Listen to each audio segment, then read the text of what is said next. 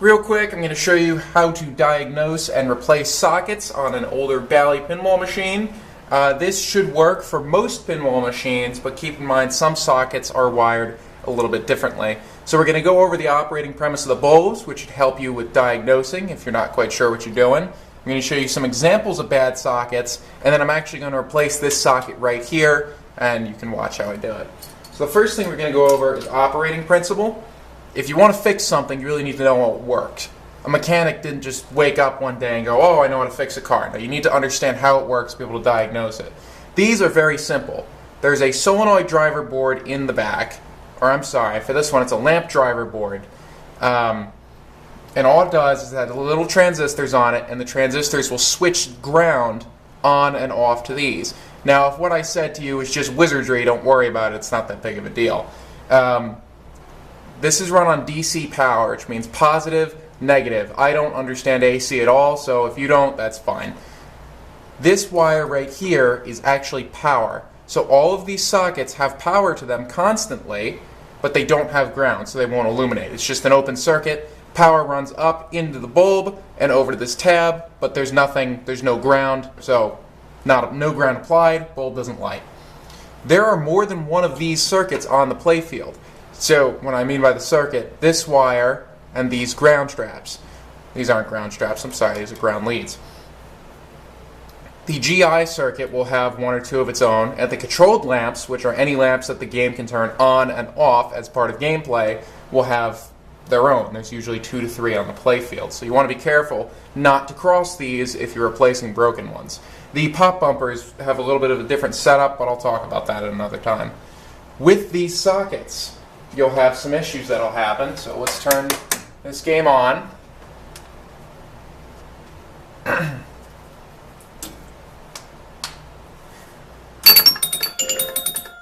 For Bally games, when you open the coin door, there should be a single red button. Now, I have encountered that they've been moved.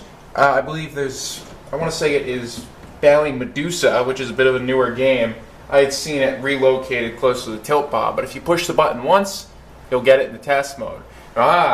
You look at this, you go, okay, every single bulb is on, it's fine, right? Nope. Well, now it's just going to make me look bad. Oh, no, don't do this to me, come on. Anyway, this one has had some issues flickering on and off, and if you have LEDs, you'll actually get some that are partially illuminated.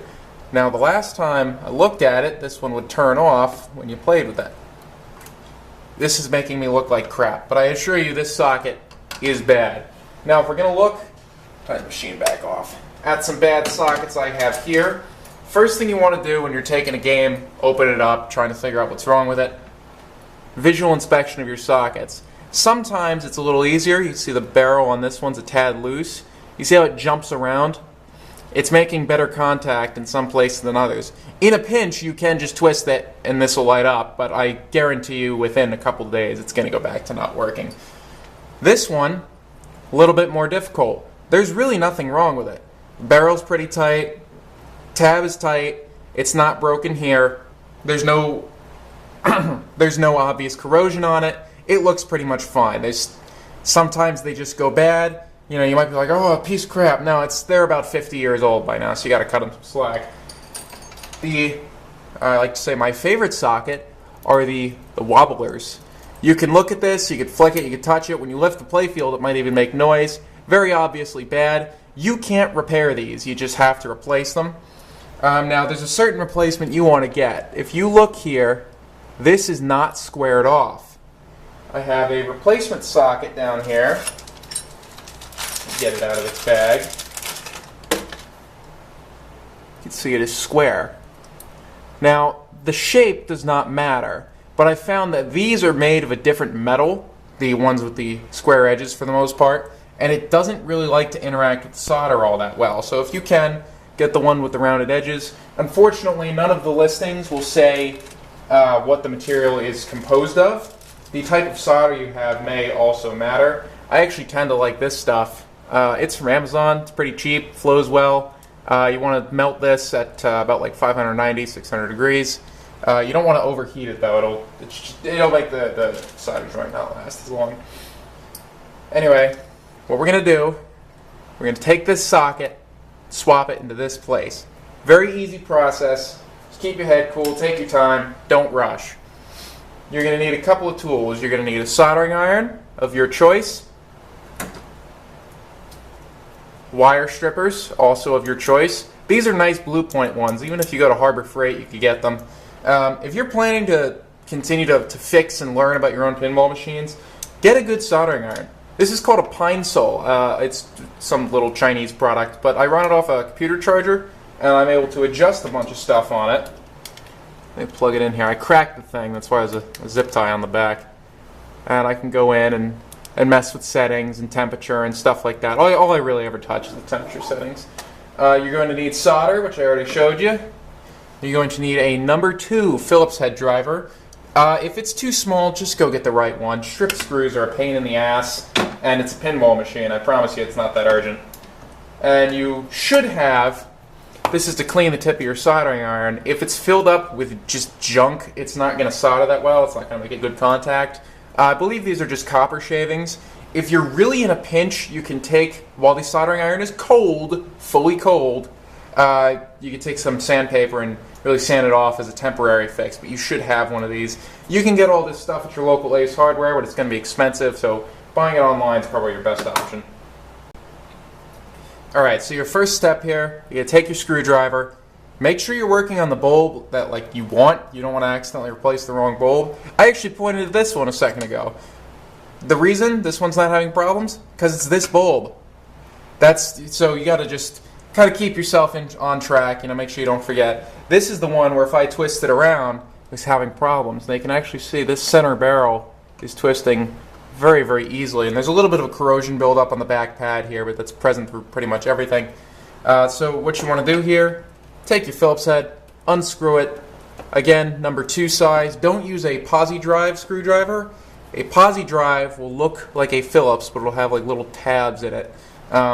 Whoever designed it needs to be shot. It's terrible.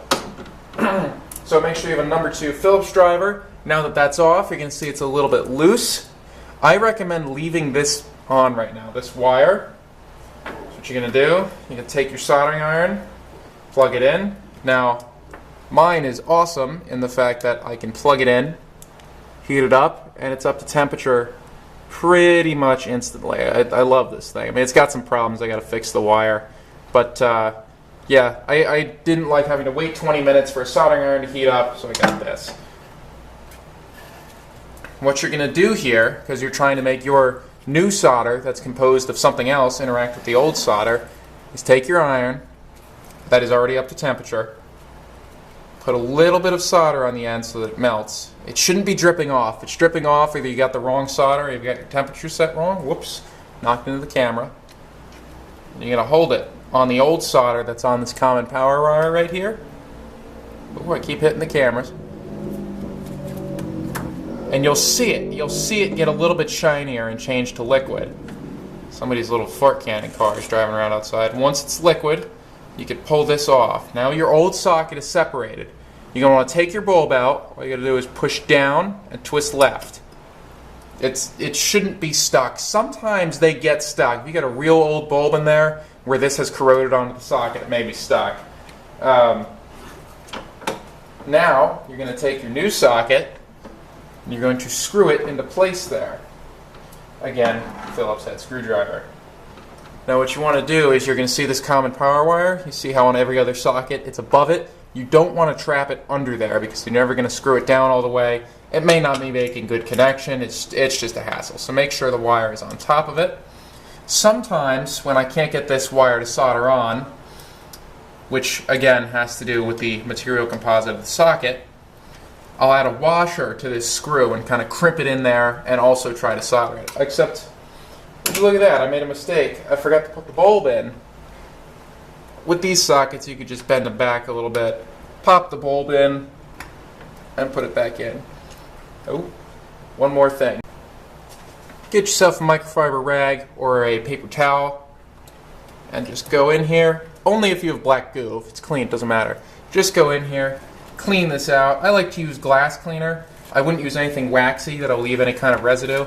Clean it out, switch to a dry part of the rag, dry it up. Now that looks a hell of a lot better than the one below it. I'm going to go through and clean all these at a later time. Not all that important. So my bulb is in, my socket is on. I'm going to tighten up this screw. Make sure the bulb is relatively centered within the insert. Tighten it. Now, you don't really want to crank on these screws. It's never going to be like if you've ever put a lug nut back on. It's never going to stop like that. If you keep turning it, you're going to strip out the wood. If it's really loose, you can add some Loctite, or you might have to repair the hole, which you can look up a couple different videos online. There's a few processes you can try. But as long as it's tight to the point where, you know, socket's not going to rip off, it's okay. So next step here, we're going to take our soldering iron, and the solder that I misplaced is up here. And we're going to attach this wire to the base of the socket, which you really can't see all that well. I'll try and do it up here. What you want to do, again, a little bit of solder on the iron. Place it between the wire and the base of the socket, and give it a second to heat up. If you don't know the basic principles of soldering, that's another thing you should look up. I'll probably talk about that later. But you're heating up the wire and the socket. You're not really melting this onto the iron. Sometimes with these crappy sockets I will, but you're really not supposed to. It doesn't give you a good connection. And you're pretty much just going to want to make it so you have a little bit of a solder glob between the wire and the socket. Don't use a massive, excessive amount, but if you've got a crappy socket like I have here, sometimes you just kind of have to. Frankly, if it works, it's still going to work for a couple of years, so you should be okay. See what I mean? I've soldered it, but it's not secure. It's just crappy sockets. Buy good stuff. Don't be cheap like I was. Just buy good stuff. Alright, so you can lean back. You'll know solder is done when it changes color. It's going to get a little bit duller.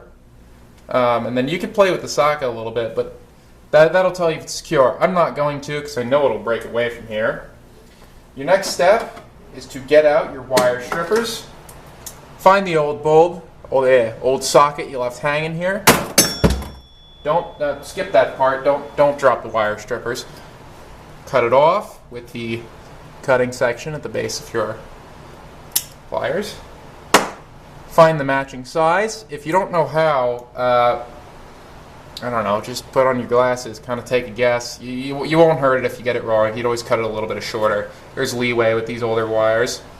And strip back, it should be good, probably 1 to 2 millimeters of wire. Put it through this hole up here. Wrap it around or in, basically anything you can get it so the exposed part of the wire is sitting there. Now you want to make sure that the wire is making contact. You don't want the insulation can make contact. You're not going to hurt anything, but if the wire is not making contact, then it's not going to work. Oh, would you look at that? Yeah, this soldering iron actually provides a little bit of voltage to the bulb. So if I futz with it a tad, it will turn on. So we're going to flow onto here.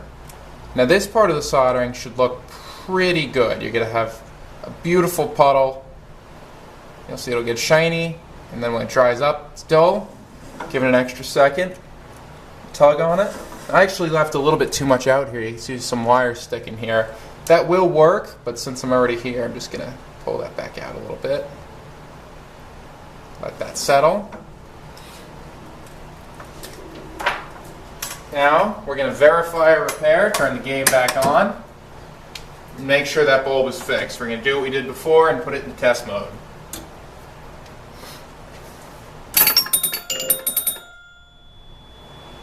You can see, now that bulb is working just fine, and I shook the wrong bulb before I shook this one. But this one previously, if I shook it, would go haywire and turn off. Now I don't believe any of these other ones were doing it. Anyway, that's how you replace a Bally socket and clean your insert while you're down there. You're there, it'll clean it up. If you're still using incandescents, then that black stuff, it's like a carbon buildup, will actually hold heat under the inserts. And what will happen is over time, the insert will go from being flat, it'll actually cup. And then the ball will hit this and jump. That's what happens and what causes the playfield to start wearing down to the wood. is the ball will hit a cupped-in insert, jump, and then take a little piece of wood out. If you know anything about Chrysler K cars, that was the same reason they would blow CV axles all the time. Story for another time. Anyway, that's how you replace a socket on your Bally game. Pretty much the same process for all other games. You might have another wire, you might have 2 wires to 1, there's a whole different thing. I'll make a series on that as I get to replacing sockets on other games. If you have any questions, leave a comment. I'll try and help you out. And have a good day.